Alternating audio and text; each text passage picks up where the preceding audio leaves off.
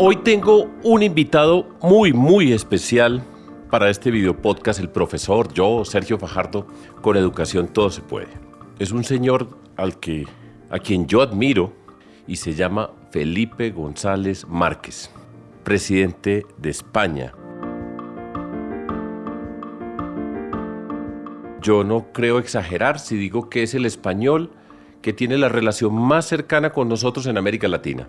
En múltiples sentidos, tiene varias nacionalidades, pero desde hace muchos años ha sido una persona que nos entiende, que está cerca de nosotros en América Latina, sin duda el español más cercano a todos nosotros acá en este continente.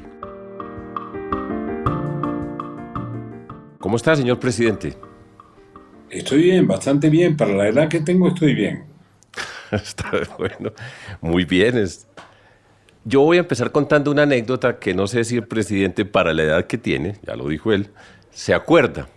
Yo fui alcalde de Medellín entre el año 2004 y 2007 y siendo yo alcalde, el presidente fue con un grupo de personas a Medellín y hubo unos eventos allá y tuve la oportunidad de conversar con él a solas en el Hotel Intercontinental de Medellín cerca de 1 hora. Yo no recuerdo muy bien los detalles de la conversación, pero recuerdo la sensación con la que yo salí después de conversar con usted, señor presidente, y salí con una energía, con un entusiasmo, con un optimismo que me alegró, y ahora que hago la memoria, que a mí también ya se me olvidan muchas cosas, pero eso me quedó grabado para siempre, presidente. Esa fue la única vez en mi vida que yo pude conversar con usted, pero repito lo que acabo de decir, salí contento, con optimismo, con ganas de la vida, orgulloso de ser alcalde, de ser un político. Yo no sé si usted se acuerda de esa conversación o de ese viaje, pero quería empezar contándole a todas las personas que nos ven y escuchan acerca de ese episodio. Me acuerdo perfectamente del viaje, desde luego, y de la conversación, porque viví con asombro y con admiración la transformación que se estaba produciendo en Medellín, cómo había evolucionado, incluso en las consideraciones internacionales de una ciudad con ese marchamo de ciudad violenta, difícil, tal, todo el proceso de pacificación de la mano de lo que parecía fundamentalmente un profesor alcalde o un alcalde profesor. Y me acuerdo perfectamente como si fuera ahora, porque yo viví con asombro y con mucho gusto esa visita a Medellín. Yo no había tenido la oportunidad porque siempre había pegas para ese viaje. Y siempre, digamos, acompañado por el recuerdo de Belisario Betancur, que me decía que yo merecía ser paisa, pero como no era muy creyente, que tenía esa dificultad, porque para ser paisa había que ser muy creyente. Me acuerdo mucho de esa visita y de esa conversación, porque admiraba mucho la tarea que estabas haciendo allí como alcalde. Bueno, pues me alegra muchísimo. Vamos. Yo habitualmente empiezo con una pregunta de recordar los primeros pasos en la vida y siempre hago el ejercicio de preguntar a quien tengo como persona invitada si recuerda algún maestro o maestra que haya sido importante en su vida. Y yo me voy a saltar de una vez todo eso para decirte, yo leyendo tu último libro, mencionabas un profesor de química. ¿Recuerdas el nombre de ese profesor de química y por qué fue importante para ti en la vida? No me acuerdo el nombre, era profesor de física y química, pero me impresionaba mucho química, porque él trabajaba, hacía la clase de química en el laboratorio. Entonces, como enredábamos los muchachos, los chicos, enredábamos durante la clase o lo que sea, y él andaba siempre con una especie de bayeta para limpiar las probetas, para los instrumentos que tenía, aparte de que era muy didáctico, muy pedagógico, tenía mucha gracia, porque cuando nos veía hacer ruido decía, ¿cómo lo quieren? ¿Con leche o solo? Como si estuvieran sirviéndonos un café. Y este hombre era, en el mejor sentido de la palabra, amable, didáctico. Entonces a mí me interesó eso. No me pasó desgraciadamente lo mismo con matemáticas, pero me interesó mucho ese y me influyó su carácter, su manera de comunicar con el alumnado, de tenerlos con proximidad y de trabajar, digamos, con la cabeza y con las manos, ¿no? Muy bien. Voy de una vez ya entonces a hablar de varios temas, tengo varios temas acá, y quiero empezar por uno. Señor presidente, usted ha sido una persona, un político. Es una vida entera en la política, en lo público, servidor público, orgullosamente servidor, con todo tipo de experiencias extraordinarias a través de su recorrido en España y en el mundo, con muchas interacciones por muchas partes. Y voy a empezar entonces con una pregunta para estos tiempos, que es difícil, y hago una pequeña antesala. En estos días, ser político, por ejemplo, acá en Colombia o en América Latina, muchas veces tiene una connotación muy baja. La política está asociada con la corrupción, con malestares, con incertidumbres. Cada día disminuye el aprecio por la democracia. Y entonces, a usted, presidente, le voy a preguntar, ¿por qué la política? Hoy, después de tantos años, con todas estas experiencias en este mundo, ¿por qué la política?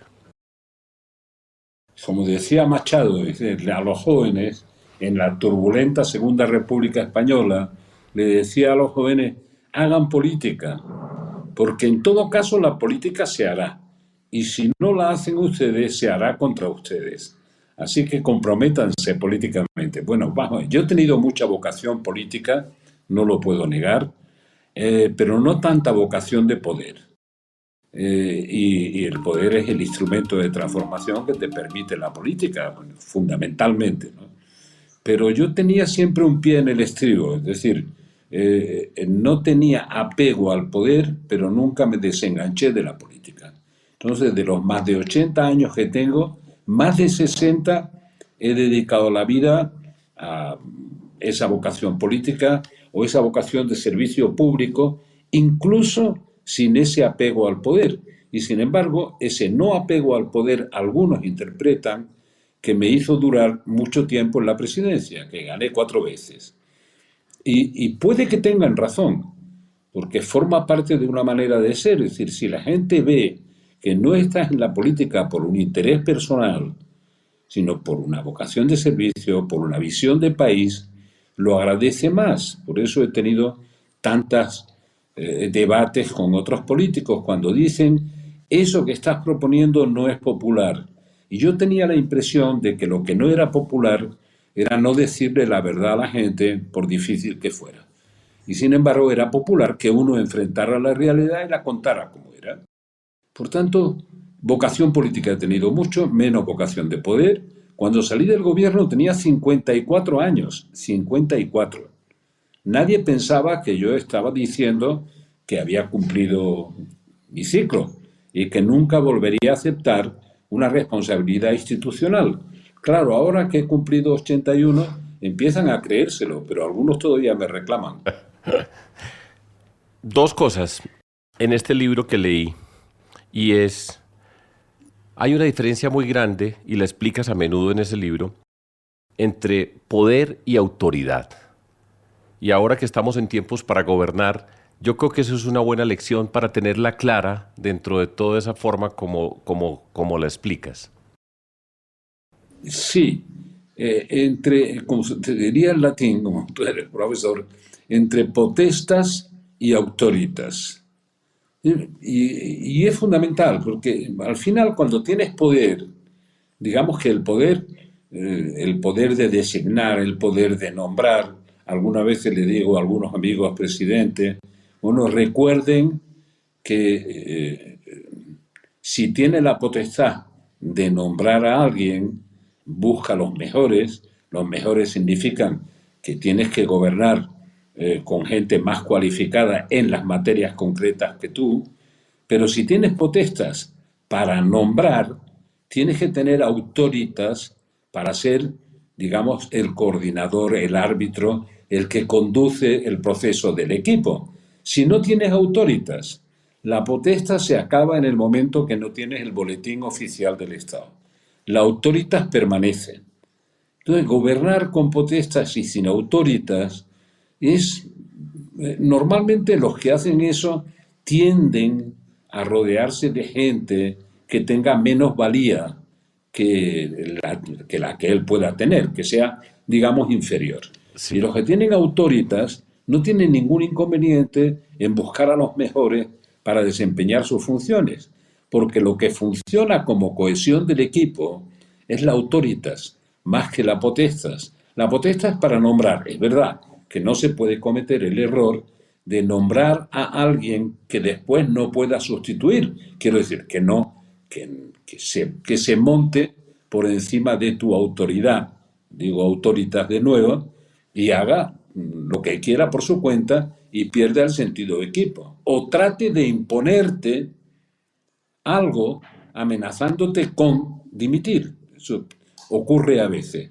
O con dimitir o por no hacerte, no prestarte atención.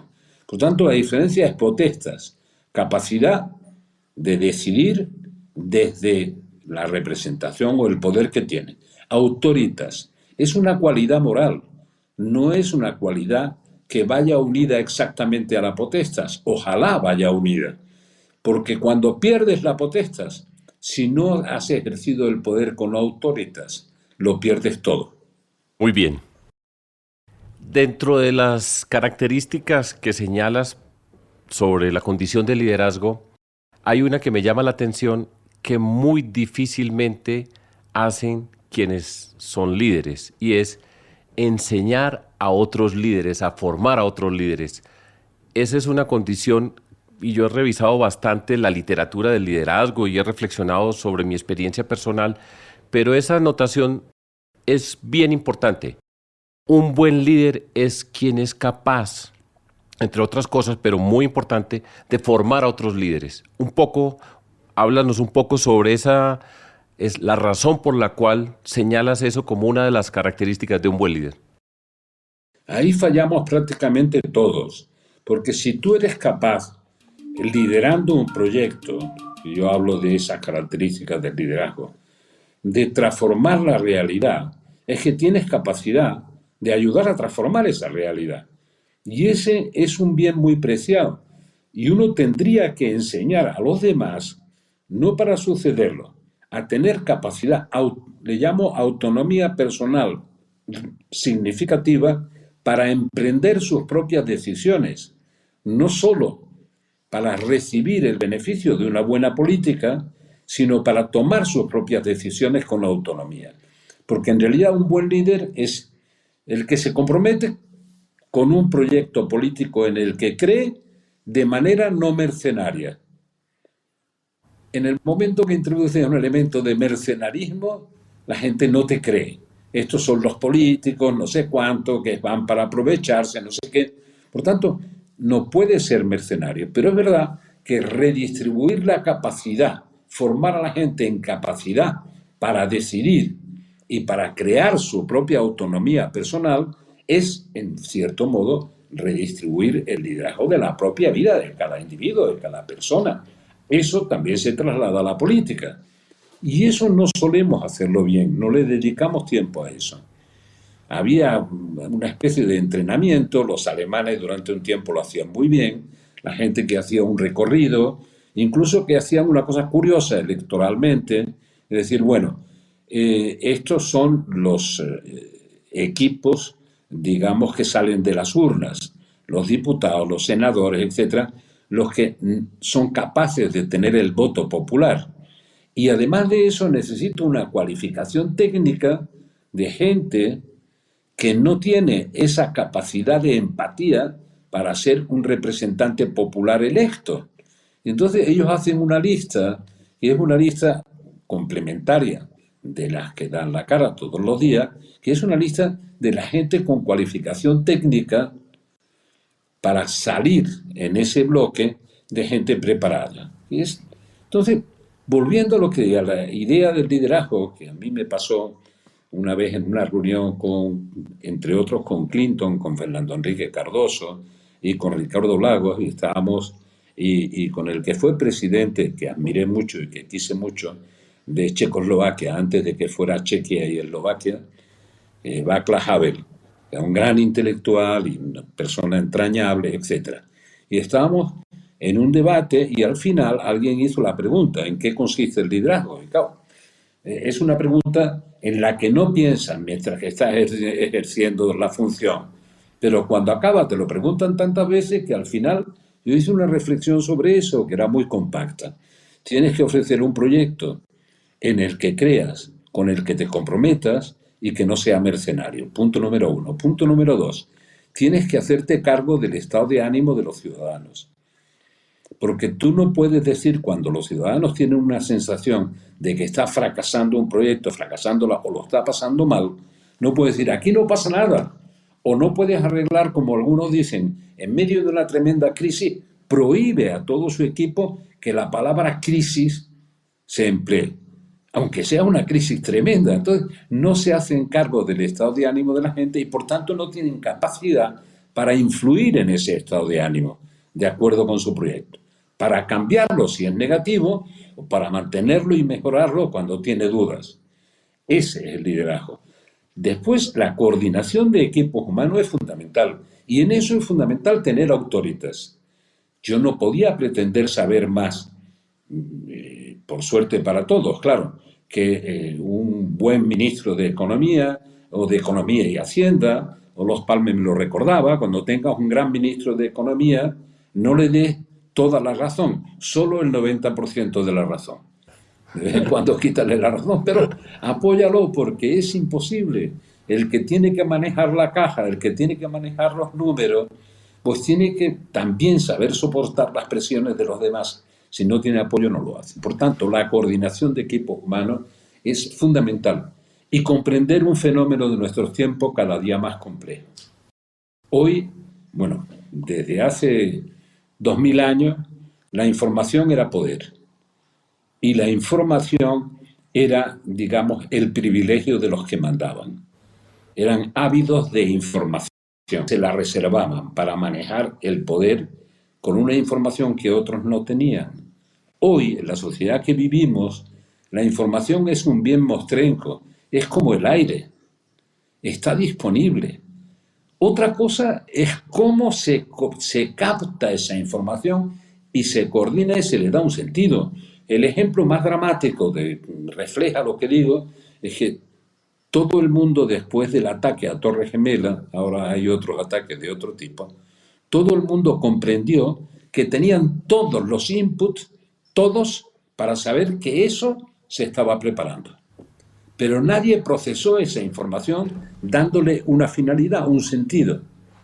Simplemente la tenían, estaba disponible. Entonces, cuando digo que la información hoy es como el aire, un bien mostrenco, quiere decir que cualquiera accede a la información, pero muy pocos la coordinan para avanzar hacia los objetivos que te propones. Muy bien, cerremos este capítulo entonces, una introducción a la política y al liderazgo a partir de la experiencia del presidente Felipe González.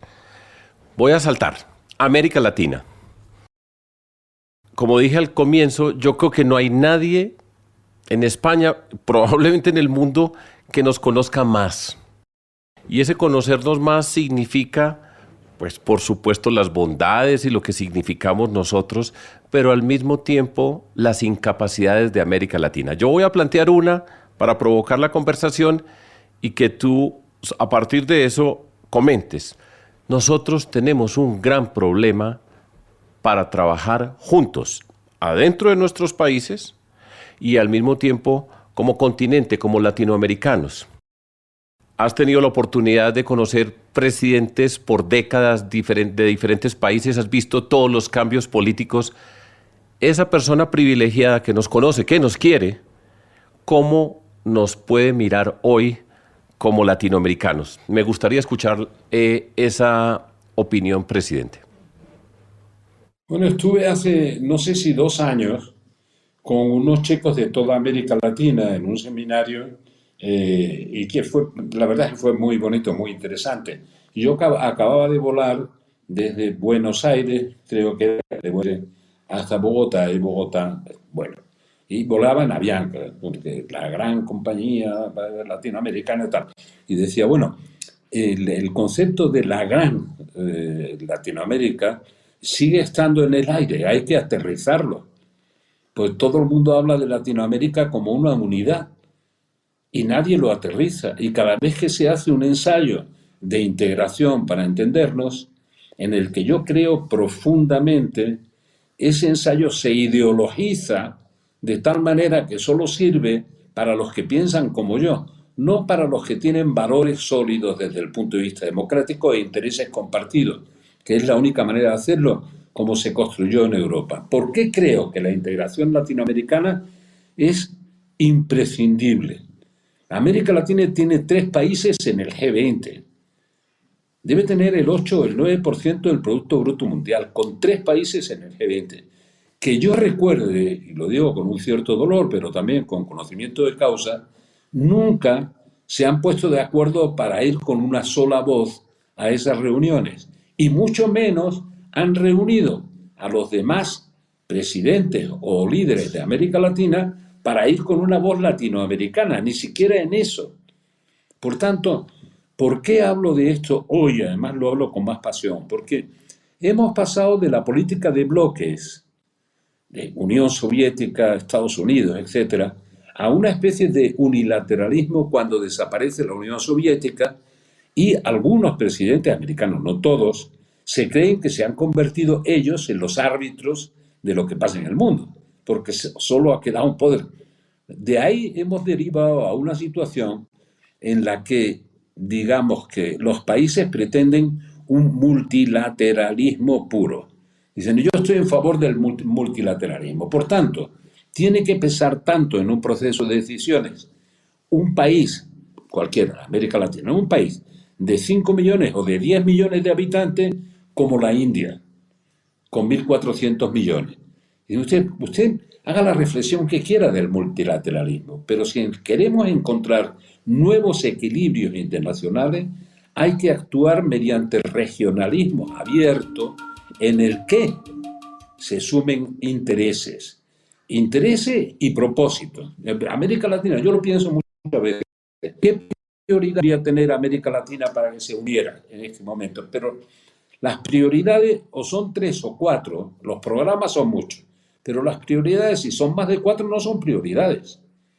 No hay 100 prioridades, hay 3 o 4. Prioridad número 1, América Latina se tiene que poner de acuerdo por encima de ideologías y con la base de respetar el Estado de Derecho, los derechos humanos, que eso sí que me parece necesario para entenderse, como lo hizo Europa, y el Estado de Derecho, desde el pluralismo, el Estado de Derecho y derechos humanos. Pero bueno, primer objetivo, hay que luchar contra la criminalidad organizada en América Latina juntos. Juntos.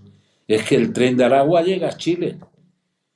Es que se está alterando todo el sentimiento de seguridad y de inseguridad. Eso lesiona mucho la credibilidad de la democracia en contra de lo que piensan algunos.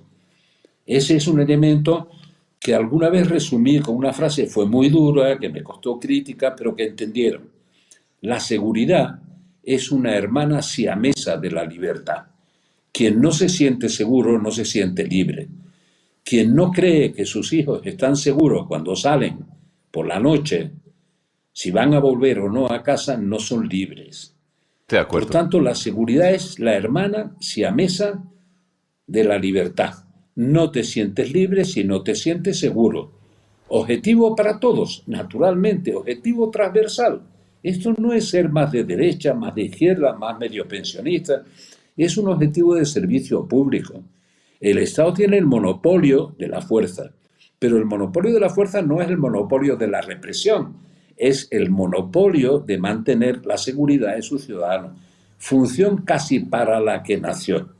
Por tanto, ahí tiene una prioridad. ¿Quiere buscar otra prioridad? América Latina sigue estando tremendamente incomunicada como continente, en todos los sentidos, pero es más fácil ver a una persona con capacidad económica colombiana conociendo las pirámides de Egipto, para entendernos, ahora sería más complicado, que conozcan sus propias bellezas naturales, sus propios monumentos históricos. O sea, hay muchos mexicanos que no conocen las pirámides de México, pero sí viajan por el mundo y conocen las bellezas del mundo. Y, bueno, por tanto, nosotros tenemos problemas de comunicación. Pero el segundo objetivo que podríamos tener, ¿por qué no prestamos atención a la infraestructura? Porque la infraestructura puede ser un objetivo común que conecte a los países físicamente. Yo hice un gran esfuerzo en España de infraestructura. ¿Por qué? porque quería que del suroeste de España, en la esquina que ya nos acerca a América Latina por el Atlántico, se pudiera ir por una vía grande y segura hasta Berlín y atravesar toda Europa y atravesarlo con una infraestructura digna de ese nombre. Ese sería otro objetivo. Por decir algunos, ¿qué objetivo podría ser el siguiente? Vamos a ver. La educación, la formación profesional. Ahora, con el impacto de una sociedad digital. Si fuera Sanguinetti, diría, ¿cuáles son sus tres prioridades? Y Sanguinetti respondería, educación, educación, educación. Aprovecho Es ahí, una cosa presidente, para entrar al tema de la educación.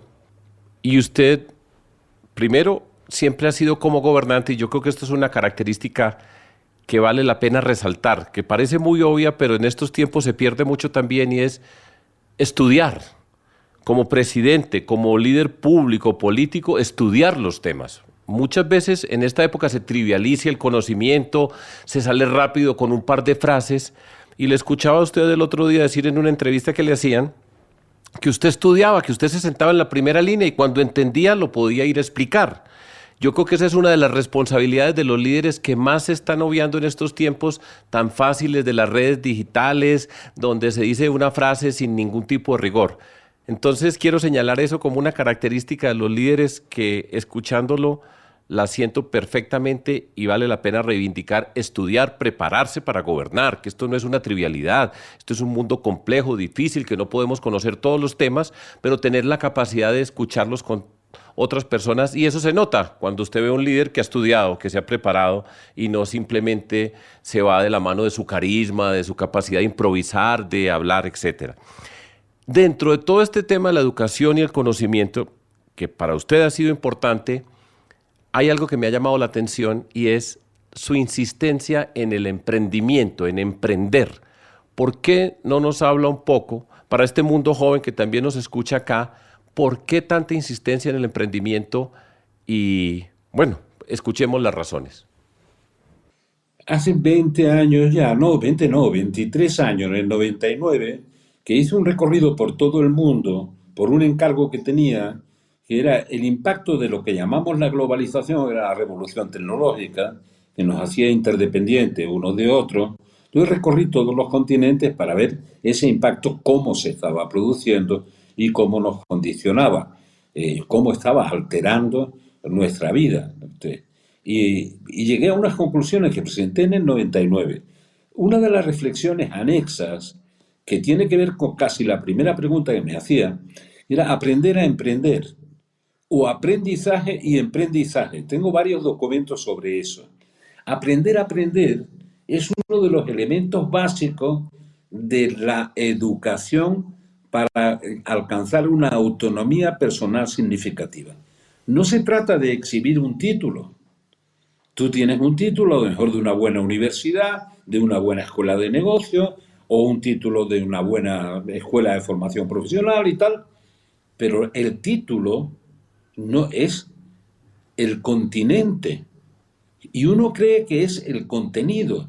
El contenido es la conciencia que uno tiene de qué valor puede añadir personalmente, qué valor puede añadir con un emprendimiento. Por eso hay tantos errores. Mira, en las empresas familiares se nota mucho. Cuando un padre ha sido exitoso, y ha sido exitoso con pocos estudios o con estudios regulares, dice, y manda a sus hijos a Harvard, no sé cuánto, a los mejores títulos imaginables, piensa que si él ha sido exitoso, con la formación que tiene el hijo o los hijos, van a ser 5 veces más exitosos. Y no tiene nada que ver. Bueno, o tiene poco que ver, claro que la formación sirve, pero de pronto se dan cuenta de que lo que no tienen es conciencia de qué valor añade su propia autonomía personal, su capacidad de emprender. En lo que, por eso hablaba de aprender a emprender o de aprendizaje y emprendizaje, que no es la misma cosa. Uno aprende, pero tiene que aprender a emprender. Hay algunas escuelas de formación económica y de formación de negocio, escuelas de negocio, Yo he hablado con algunos de los profesores, de los decanos y tal, que nunca habían hecho una empresa, nunca, pero tenían unas magníficas calificaciones en los títulos. Y dice, bueno, ¿y los chicos y las chicas que salen de estas escuelas, qué quieren ser? En el fondo la mayoría, y esto ya se está pasando porque la sociedad está cambiando, la mayoría quería tener un trabajo para toda la vida y ser empresario público, digo, ser funcionario público en el sentido español del término, estar en un trabajo seguro y para toda la vida, o en una gran corporación y para toda la vida. Dice, bueno, no le has enseñado a hacer empresa, lo has preparado para que una empresa lo contrate, no para emprender, sino para cumplir una función, digamos, administrativa, burocrática, con más o menos brillantez. Para mí, la idea del emprendizaje, o aprender a emprender, era la idea de que la gente debería considerarse titulada cuando fuera consciente de qué sabe y qué valor añade a los demás lo que sabe. Si es consciente del valor que añade, bueno, está formado. Si no es consciente de qué valor añade, tiene un título. Pero una vez que tenga un título, va a exigir que alguien tenga en cuenta su título para que le dé el trabajo que necesita. Y no se trata de eso. Se trata de tener conciencia de qué valor añade. Muy Y bien. ponerlo en evidencia. Y esto no vale solo para los títulos universitarios. Por ejemplo, en un trabajo se puede considerar modesto, camarero. ¿Por qué hay camareros que, conscientes del valor que añaden, nunca están sin empleo? Nunca. Y otros que tienen que ir buscando uno y otro sitio, no porque no sepan, porque no son conscientes del valor que añaden. No son sustituibles. Uno vive rodeado de personas así. Dice, si a mí me faltara esta persona que está trabajando para mí, me descabalgaba completamente mi vida. Si esa persona es consciente del valor que añade, realmente es una persona con autonomía personal, aunque trabaje para otro. Muchas gracias, señor presidente. Un gusto. Gracias por participar acá en No, este video podcast. Hemos aprendido mucho. El objetivo, les recuerdo, es hablar de aprendizajes, de entender que nosotros nos sí, educamos a través de la vida, que podemos descubrir facetas que no conocemos. Y me gusta hablar con personas como usted, porque hay una frase que aprendí el año pasado de un físico que fue premio Nobel de Física, que se llamaba Richard Feynman, que decía lo siguiente: sí. enséñale a tus hijos pronto lo que aprendiste tarde en la vida. Y esa frase me ha sonado a mí y por eso siempre miro con todo el respeto a las personas como usted, señor presidente, que han hecho este recorrido, que tienen capacidad de aprender, que tienen esa libertad para mirarse, para entenderse, y por eso es la invitación y mi gratitud. Entonces, muchísimas gracias, un gran gusto y pues espero que nos podamos ver en términos personales muy pronto. Muchas gracias, Sergio. Gracias por la invitación. Gracias. Boom.